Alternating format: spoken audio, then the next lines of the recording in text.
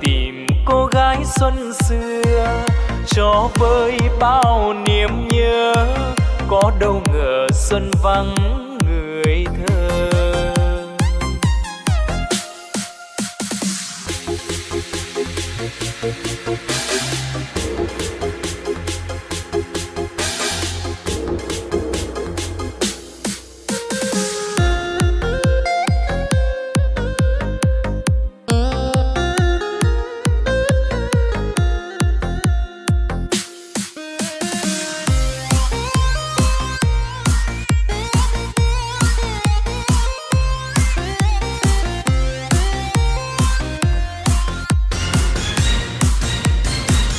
Đón xuân này tôi nhớ xuân xưa, một chiều xuân em đã hẹn hò, như ươm tình trong cánh hoa mơ, đưa hương theo làn gió.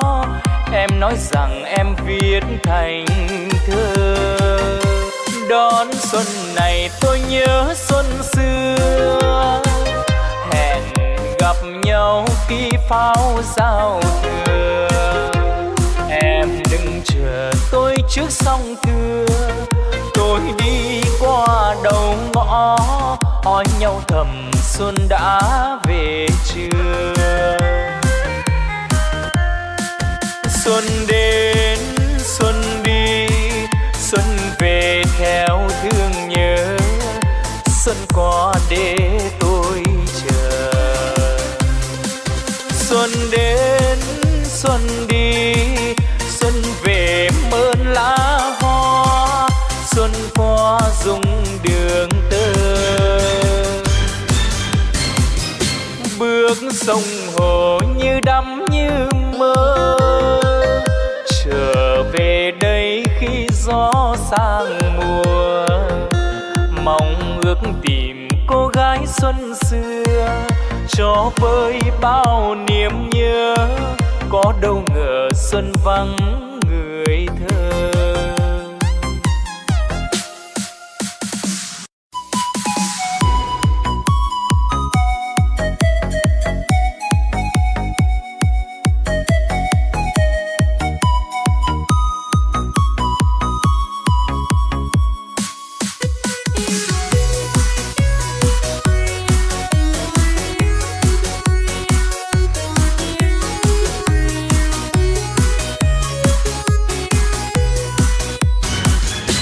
Anh cho em mùa xuân, nụ hoa vàng mới nở, chiều đông nào nhung nhớ.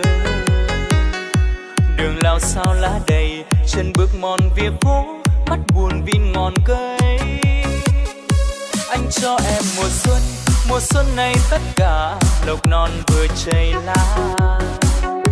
Lời thơ thương cõi đời, bầy chim lùa phạt nắng trong khói chiều trời vơi.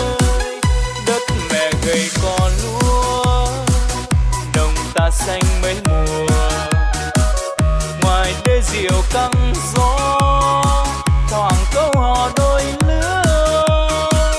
Trong xóm vang chuông chùa, trăng sáng soi liếp dừa. Con sông dài mây nhánh, cát trắng bờ quê xưa. Anh cho em mùa xuân, trẻ nô đua khắp trời, niềm yêu đời phơi phới. Bàn tay thơm sữa ngọt, dài đất hiền chim hót, mái nhà xinh kề nhau. Anh cho em mùa xuân, đường hoa vào phố nhỏ, nhạc tràn hòa đầy đó. Tình yêu non nước này, bài thơ còn sao xuyến, dung nắng vàng ban mai.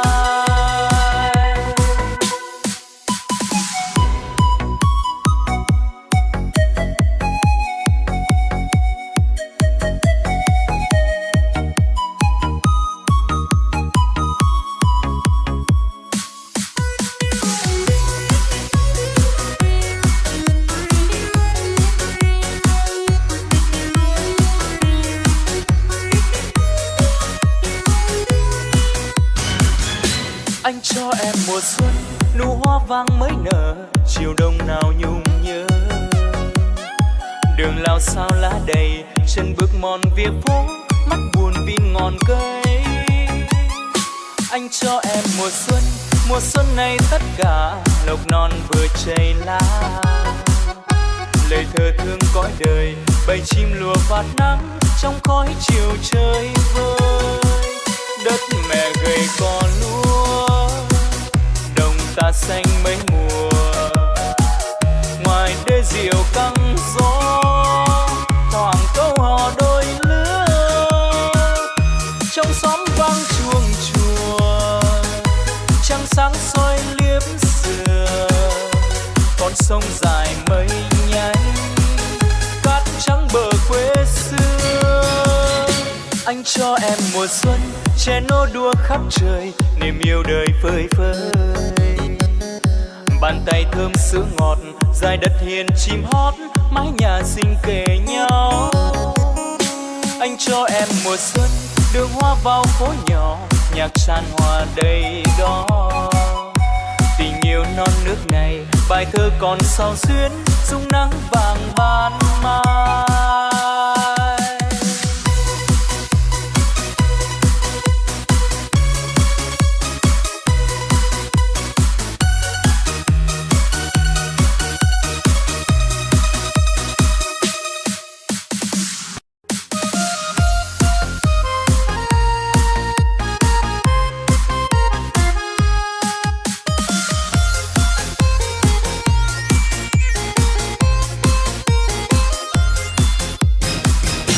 Nhịp bước trên hè phố rộn ràng, hoa thắm hương mùa xuân dịu dàng.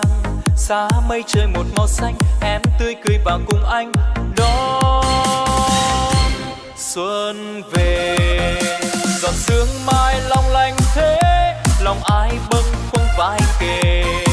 Trong nắng xuân mới áo hoa rực rỡ lụa mềm, là dáng em đó hay nàng tiên ngoài thềm. Em nghe xuân lời tơ vương, anh nghe em lời yêu thương ngất ngây lòng. Mình vui lên đi em hỡi, anh yêu em trọn đời. Mùa xuân là tiếng hát em bên anh, mùa xuân là những ước mơ ngày xanh. Mùa xuân hồng thắm má em hoa đào, mùa xuân là ánh mắt ai vừa trao. Vừa chấm với em tóc thề, lời yêu người nói với anh còn say mê. Cầm tay cùng bước dáng em yêu kiều, bờ môi hàm tiếu hé nơi chiếc hôn đầu tiên.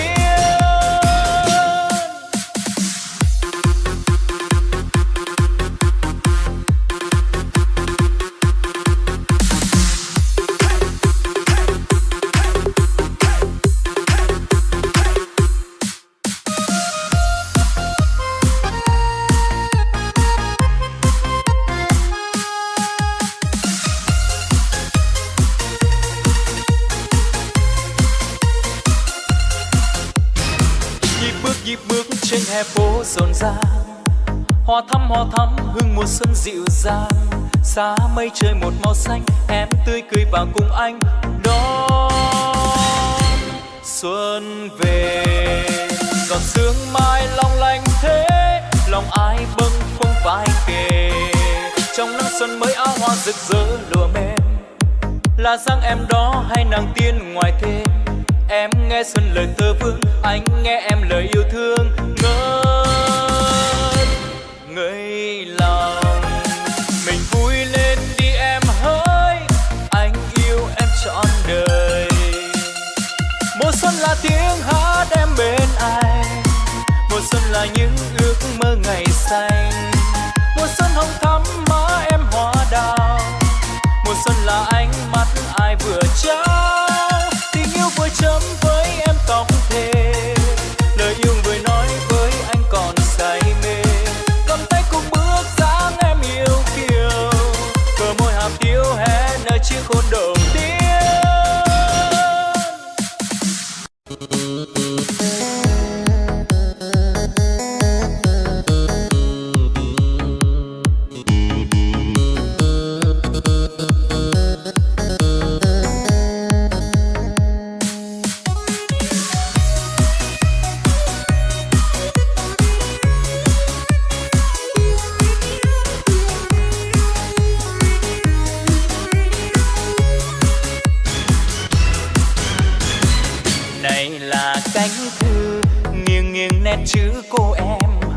tròn.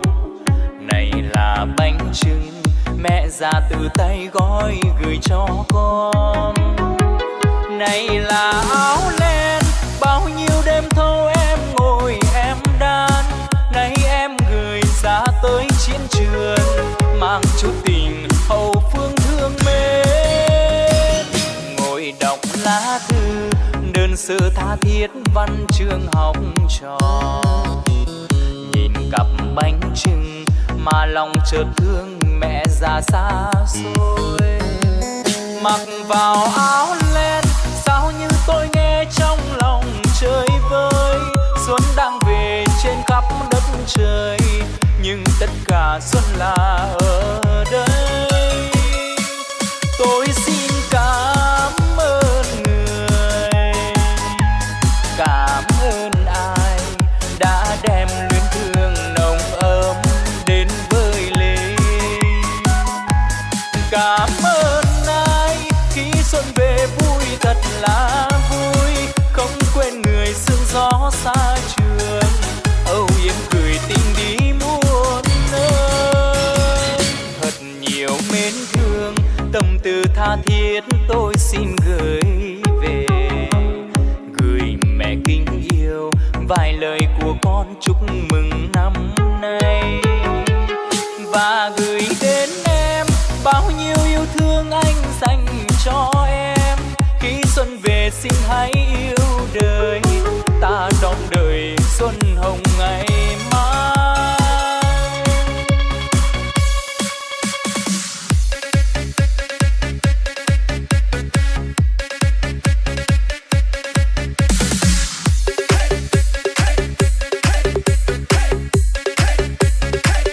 Ngồi đọc lá thư đơn sơ tha thiết văn chương học trò. Nhìn cặp bánh trưng mà lòng chợt thương mẹ già xa xôi. Mặc vào áo len sao như tôi nghe trong lòng chơi vơi. Xuân đang về trên khắp đất trời nhưng tất cả xuân là ở đây. Tôi xin cảm ơn người, cảm ơn ai đã đem luyến thương nồng ấm đến với Linh. Cảm ơn ai khi xuân về vui thật là vui, không quên người sương gió xa trường, âu yếm cười tình đi muôn nơi. Thật nhiều mến thương tâm tư tha thiết tôi xin gửi về, gửi mẹ kính yêu vài lời của con chúc mừng năm nay. Và gửi đến em bao nhiêu yêu thương anh dành cho em. Khi xuân về xin hãy yêu đời, ta đón đời xuân hồng ngày mai. Và gửi đến em bao nhiêu yêu thương anh dành cho em. Khi xuân về xin hãy yêu đời, ta đón đời xuân hồng ngày mai.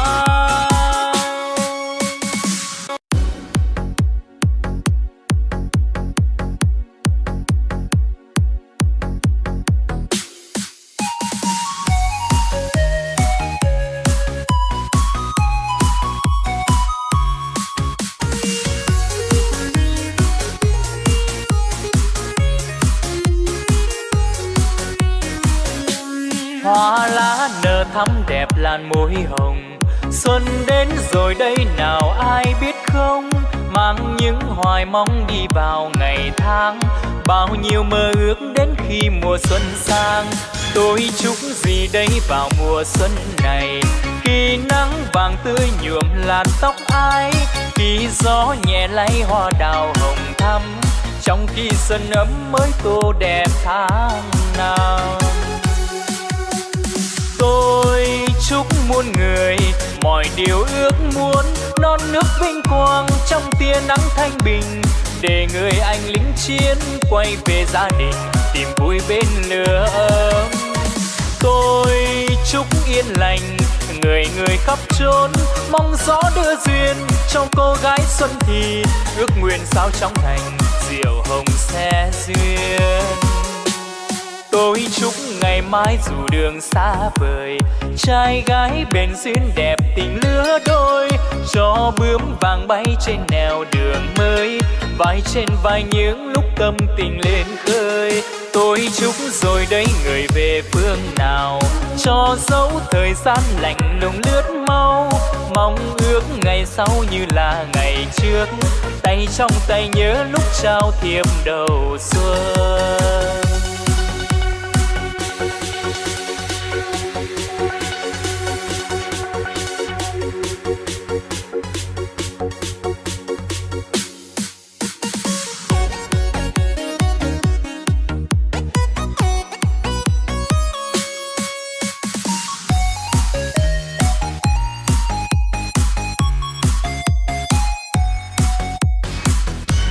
Hoa lá nở thắm đẹp làn môi hồng, xuân đến rồi đây nào ai biết không, mang những hoài mong đi vào ngày tháng, bao nhiêu mơ ước đến khi mùa xuân sang.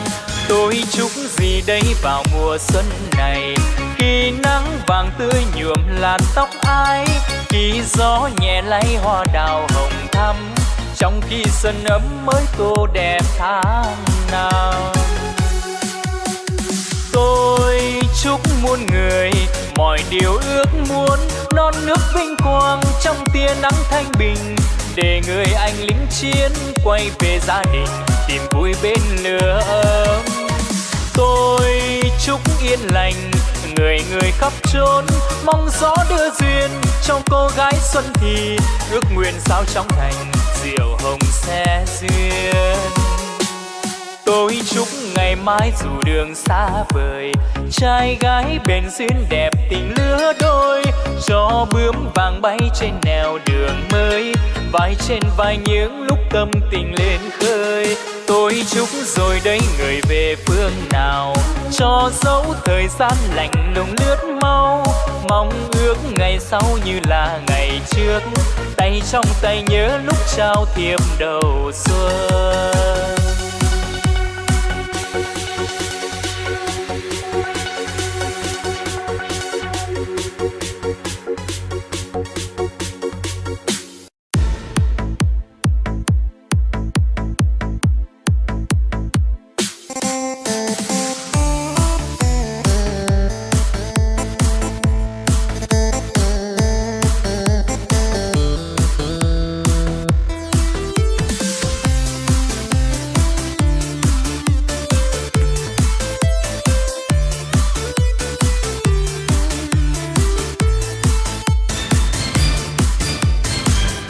Trên đường đi lễ xuân đầu năm, qua một năm ruột rối tơ tằm, năm mới nhiều ước vọng chờ mong, may nhiều rủi ít ngóng trông, vui cùng pháo đỏ rượu hồng.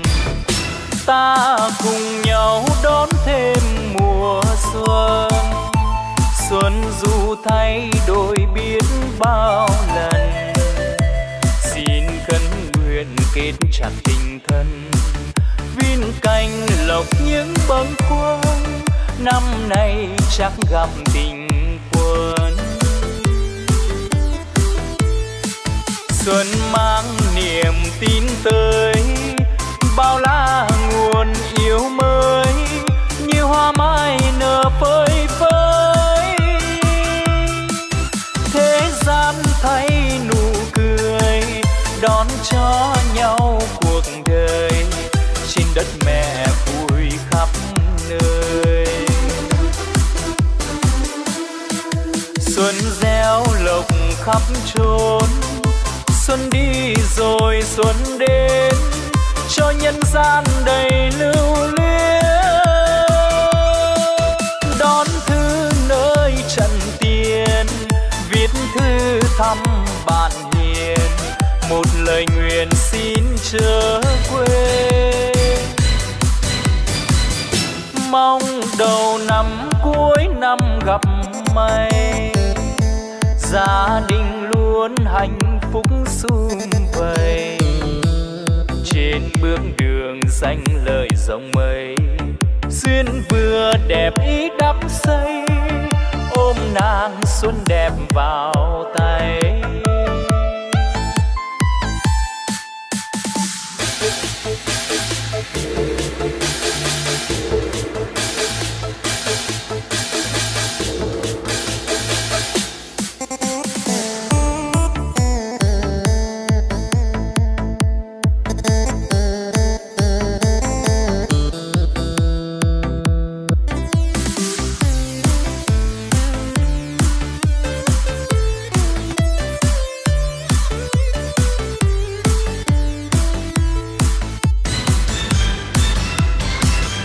Trên đường đi lễ xuân đầu năm, qua một năm ruột rối tơ tằm.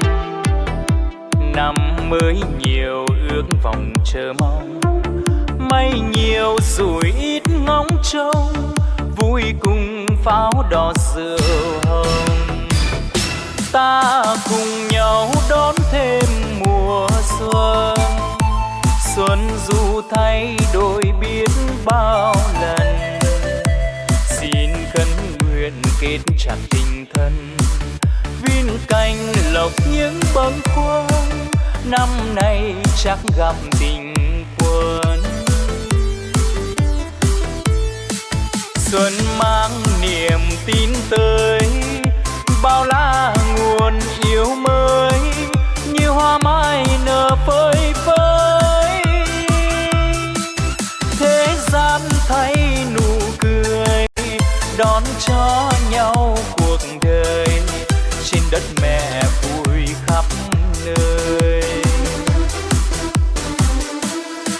Xuân gieo lộc khắp chốn, xuân đi rồi xuân đến, cho nhân gian đầy lưu luyến. Đón thư nơi trần tiền, viết thư thăm bạn hiền, một lời nguyện xin chớ quên. Mong đầu năm cuối năm gặp may, gia đình luôn hạnh phúc sum vầy. Trên bước đường xanh lời dòng mây, duyên vừa đẹp ý đắp xây, ôm nàng xuân đẹp vào tay.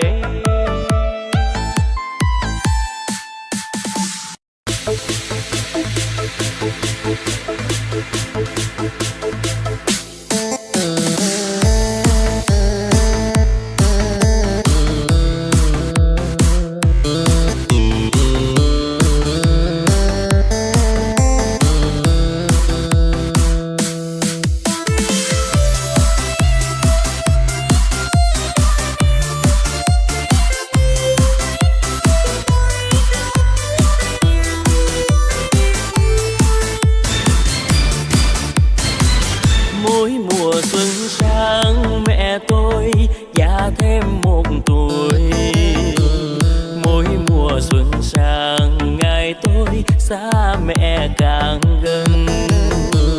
Rồi mùa xuân ấy tóc trắng mẹ bay như gió như mây bay qua đời con, như gió như mây bay qua thời gian.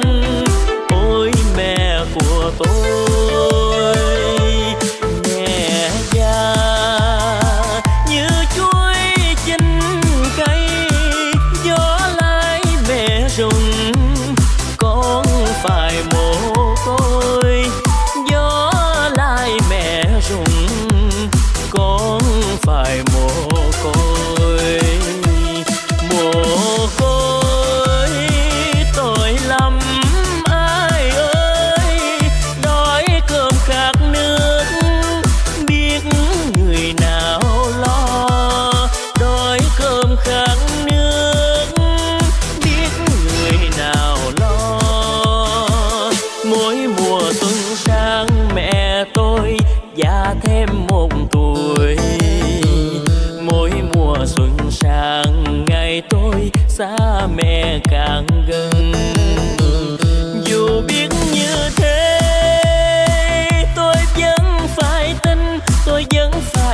mẹ đang còn trẻ. Mỗi mùa xuân về mẹ thêm tuổi mới, mỗi mùa xuân mới con mừng tuổi mẹ.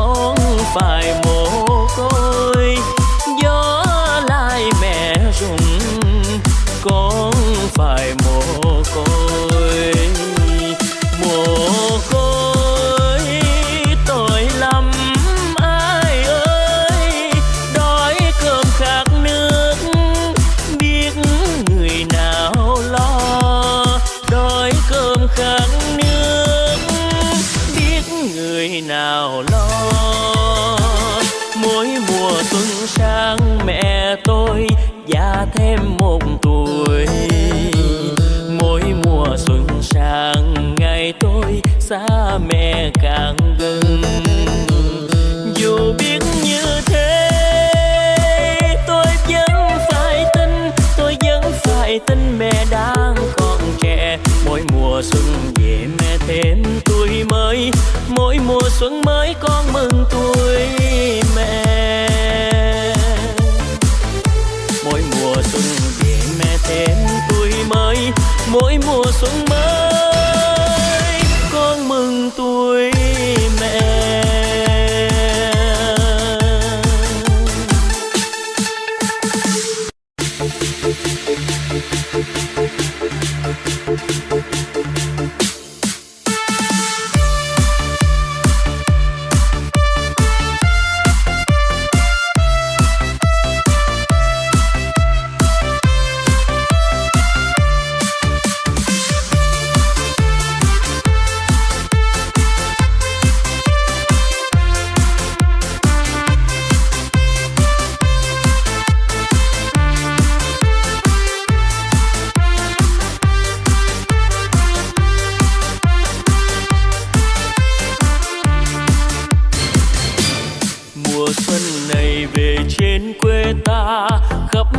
Trời biển rộng bao la, cây xanh tươi ra lá trổ hoa, chào mùa xuân về với mọi nhà.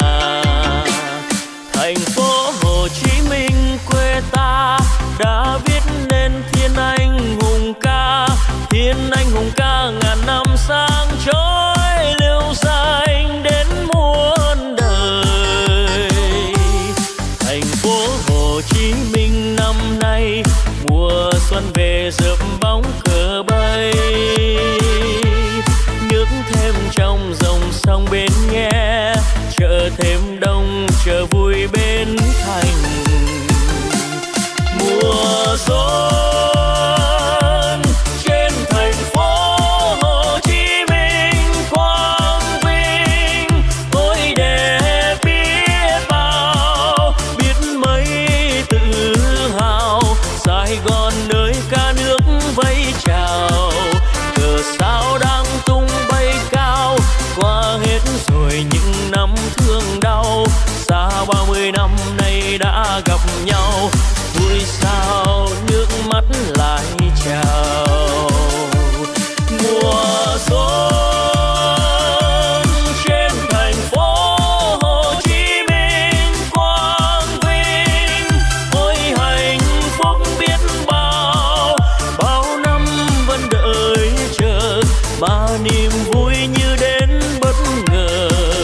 Ngày đi như trong đêm mơ, tuổi lớn rồi mà như ngây thơ, ôi ta đang đi giữa rừng hoa, tay ta đi giữa rừng cờ.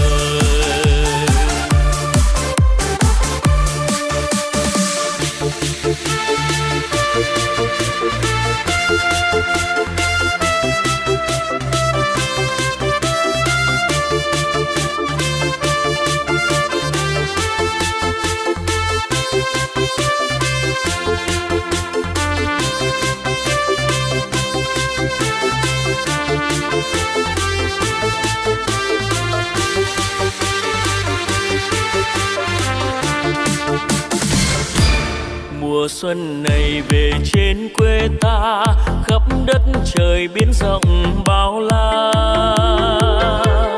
Cây xanh tươi ra lá trổ hoa, chào mùa xuân về với mọi nhà. Thành phố Hồ Chí Minh quê ta đã viết nên thiên anh hùng ca, thiên anh hùng ca ngàn năm sáng chói lưu danh đến muôn đời. Thành phố Hồ Chí Minh năm nay mùa xuân về rợp bóng cờ bay, nước thêm trong dòng sông bên nghe, chợ thêm đông chợ vui bên thành. Mùa xuân trên thành phố Hồ Chí Minh quang vinh, ôi đẹp biết bao, biết mấy tự hào.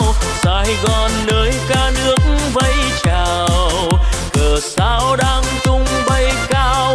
Qua hết rồi những năm thương đau, xa 30 năm nay đã gặp nhau, vui sao nước mắt lại trào.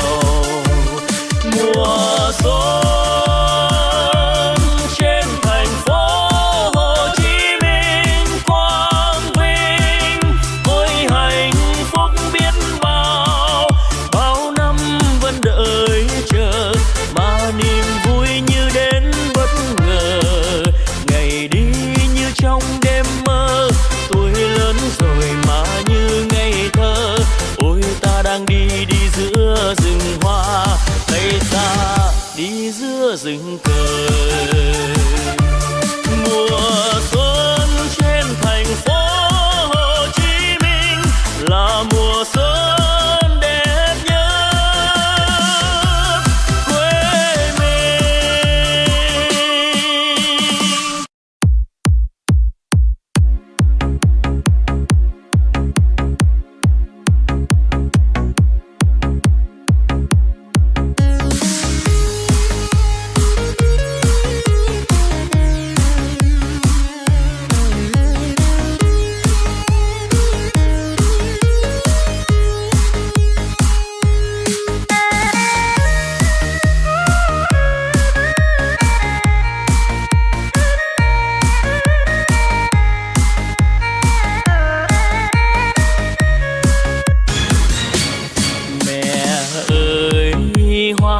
Hoa mai nở rồi, giờ đây đời con đang còn lênh đênh.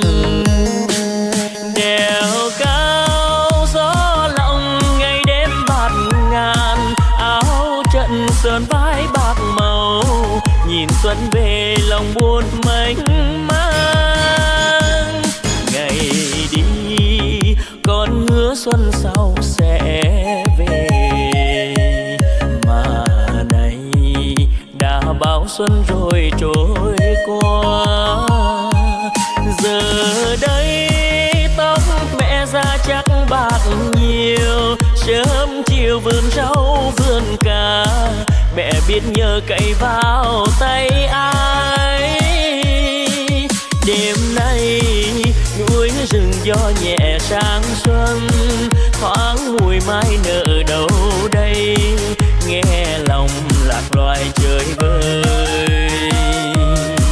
Khi xưa những ngày binh lửa chưa sang, bếp hồng quay quần bên nhau, nghe mẹ kể chuyện đời xưa. Mẹ ơi con hứa con sẽ trở về, dù cho xuân đã đi qua, dù cho em từng bay bay về ngàn, dẫu gì rồi con cũng về, chỉ bên mẹ là mùa xuân thôi.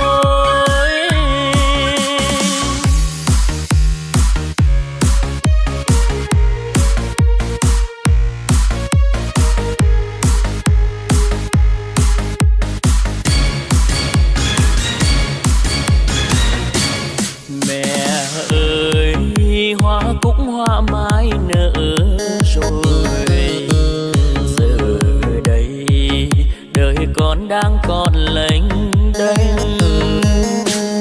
Đèo cao gió lộng ngày đêm bạt ngàn, áo trận sơn vai bạc màu, nhìn xuân về lòng buồn mênh mang.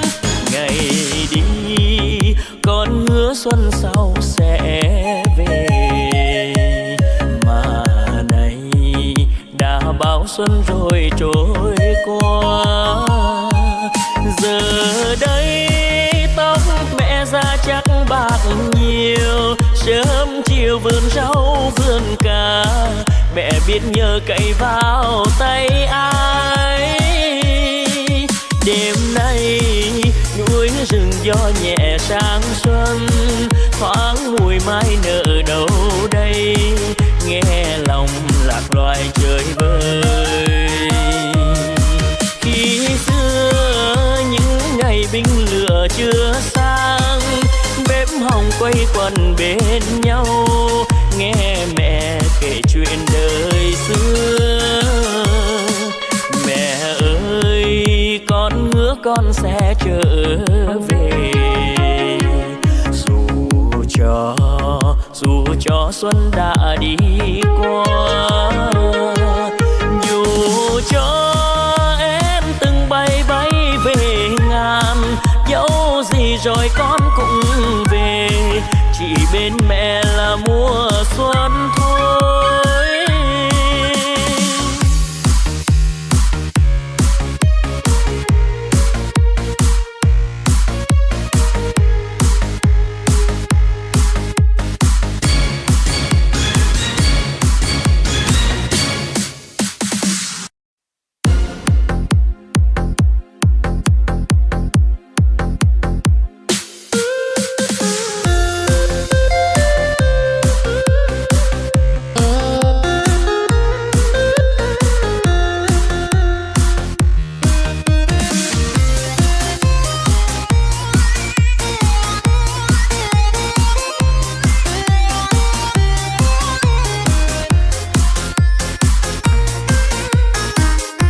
Đón xuân này tôi nhớ xuân xưa, một chiều xuân em đã hẹn hò, như ươm tình trong cánh hoa mơ, khơi hương theo làn gió. Em bảo rằng em viết thành thơ. Đón xuân này tôi nhớ xuân xưa, hẹn gặp nhau khi pháo giao thừa. Em đứng chờ tôi dưới sông Thưa, tôi đi qua đầu ngõ, hỏi nhau thầm xuân đã về chưa. Xuân đến xuân đi, xuân về gieo thương nhớ, xuân qua để tôi chờ.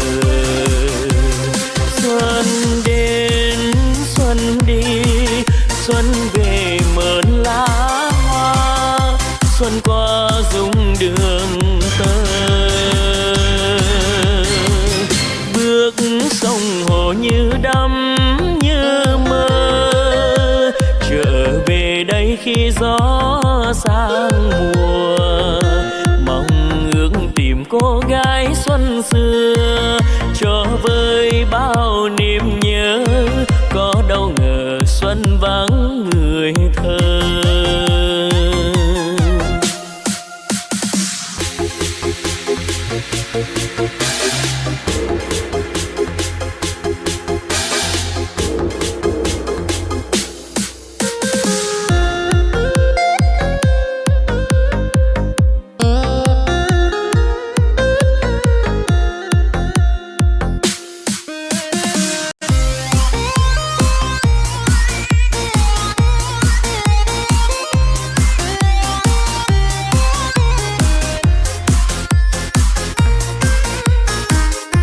Đón xuân này tôi nhớ xuân xưa, một chiều xuân em đã hẹn hò, như ươm tình trong cánh hoa mơ, khơi hương theo làn gió.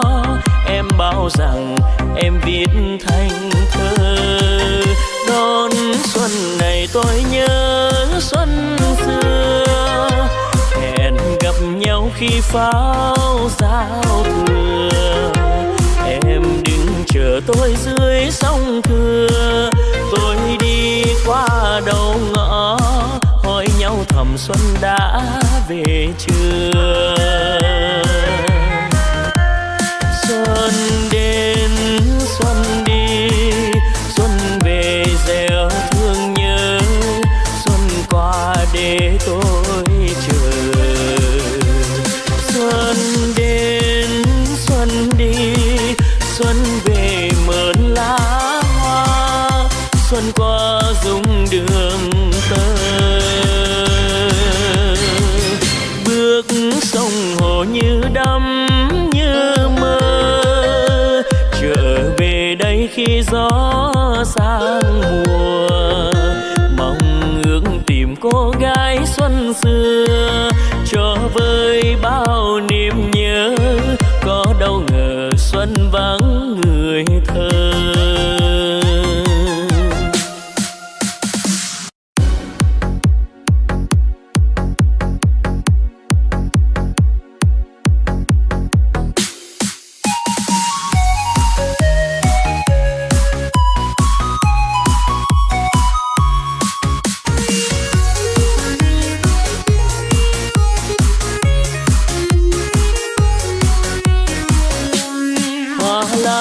Thắm đẹp làn môi hồng, xuân đến rồi đây nào ai biết không.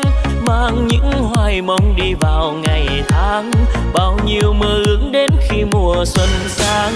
Tôi chúc gì đây vào mùa xuân này, khi nắng vàng tưới nhuộm làn tóc ai, khi gió nhẹ lấy hoa đào hồng thắm, trong khi xuân năm mới tô đẹp tháng năm. Tôi chúc muôn người mọi điều ước muốn, non nước vinh quang trong tia nắng thanh bình, để người anh yêu dấu quay về gia đình tìm vui bên lửa ấm. Tôi chúc yên lành người người khắp trốn, mong gió đưa duyên cho cô gái xuân thì, ước nguyện sao trong thành diều hồng xe dương. Tôi chúc ngày mai dù đường xa vời, trai gái bền duyên đẹp tình lứa đôi, cho bướm vàng bay trên eo đường mới, vai bên vai những lúc tâm tình lên khơi. Tôi chúc rồi đây người về phương nào, cho dấu thời gian lạnh lùng lướt mau, mong ước ngày sau như là ngày trước, tay trong tay nhớ lúc trao thiệp đầu xuân.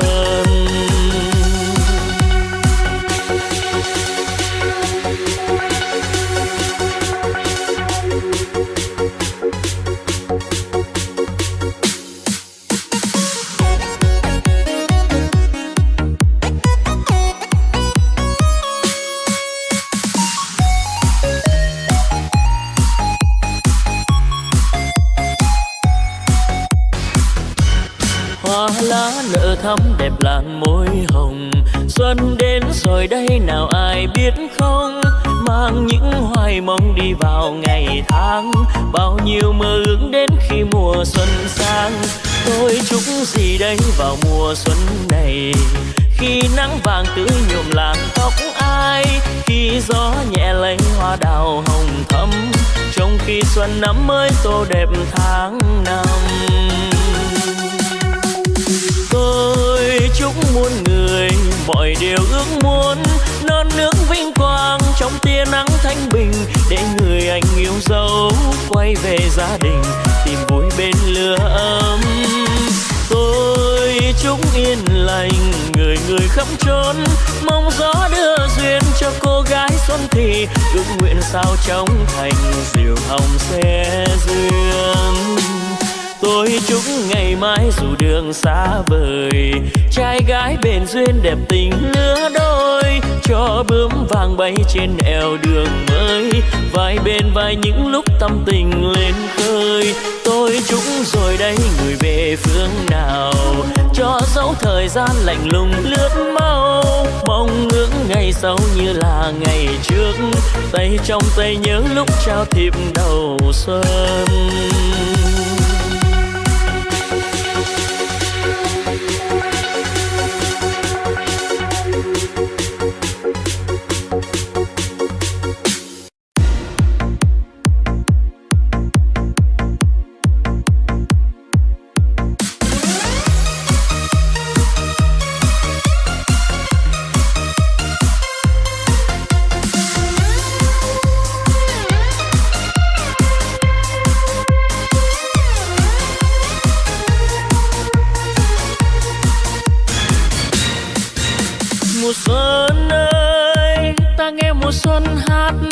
kia trời đồi núi xanh ngời, đâu đây tiếng đàn cầm buông lã lời, đâu đây tiếng lòng tôi nghe tí tơi.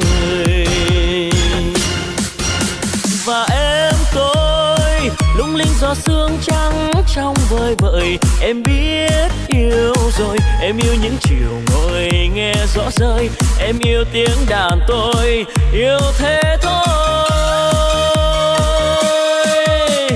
Như bao giọt sương còn vương mình trên lá, như bao nụ hoa ngát xinh môi em cười, như xuân chờ đông tình ta còn xa quá, nên anh chờ em chẳng biết đến bao giờ.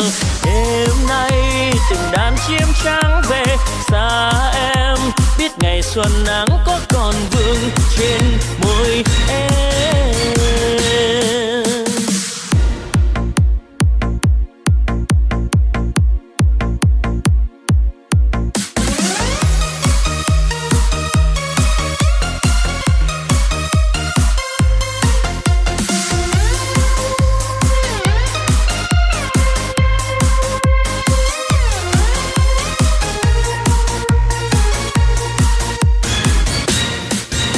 Mùa xuân ơi, ta nghe mùa xuân hát bên kia trời đồi núi xanh ngời, đâu đây tiếng đàn cầm buông lã lời, đâu đây tiếng lòng tôi nghe tí tơi.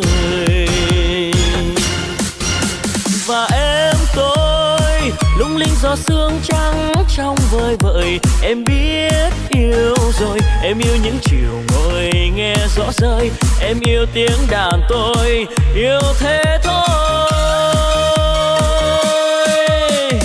Như bao giọt sương còn vương mình trên lá, như bao nụ hoa ngát xinh môi em cười, như xuân chờ đông tình ta còn xa quá, nên anh chờ em chẳng biết đến bao giờ. Đêm nay từng đàn chim trắng về xa em, biết ngày xuân nắng có còn vương trên môi em.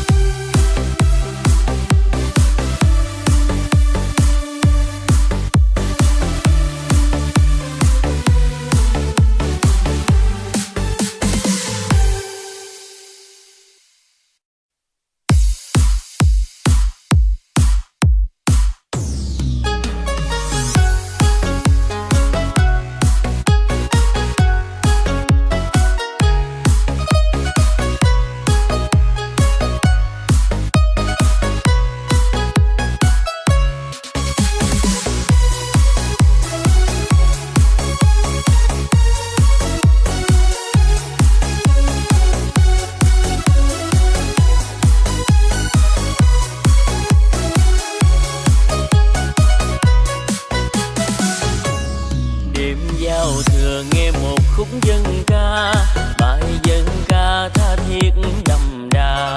Người xa quê nghe bài dân ca, câu dân ca ấm lòng người đi xa. Nghe nôn nao như chiều 30 Tết, bếp than hồng mẹ nấu bánh chưng xanh. Lời dân ca như phù sa con sông, thương quê hương thương vườn cao luống rau. Câu dân ca giao thừa nghe thương nhớ, có mùa xuân đến từ quê nhà. Hát nữa đi em bài hát dân ca, câu dân ca mang tình xuân bao la. Câu dân ca cho mùa xuân nở hoa, cho xuân về từ khúc hát dân ca. Ai mang xuân từ thứ hồng qua thắm, em mang xuân từ một lời dân ca. Đêm giao thừa nghe một khúc dân ca, bài dân ca tha thiết đậm đà. Người tha hương nghe bài dân ca, câu dân ca ấm lòng người đi xa. Em mơ sao một ngày xuân năm ấy, có nhau về cùng hát khúc dân ca. Lời dân ca như dòng sông quê ta, như hương cao hương dừa đang trổ qua. Như đêm trăng bên đường em tát nước, chiếc gạo con múc cả ánh trăng vàng.